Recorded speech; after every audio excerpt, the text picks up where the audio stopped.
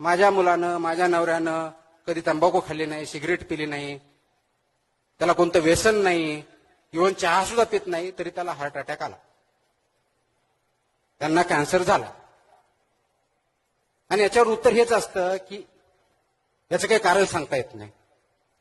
त्याचं कारण आपण जे खातो आणि राहतो त्याच्यामध्ये.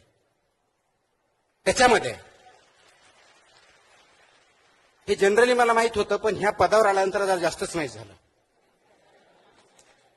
की दुधापासून, वड्यापासून, बाजरीपासून, तेलापर्यंत असा एकही पदार्थ नाही की त्याच्यामध्ये भेसळ आढळत नाही. आणि आपण काय म्हणतो, हॉटेलमध्ये गेलो, अरे मला चांगलं जेवण दे, स्पायसी दे.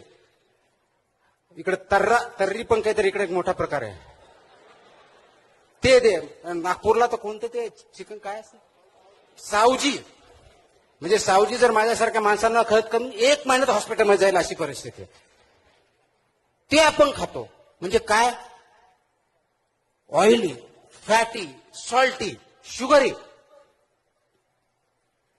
तुम्हाला हार्ट अटॅक येणार नाही तर काय, तुमचं हार्ट अजून दुसरं तयार होईल.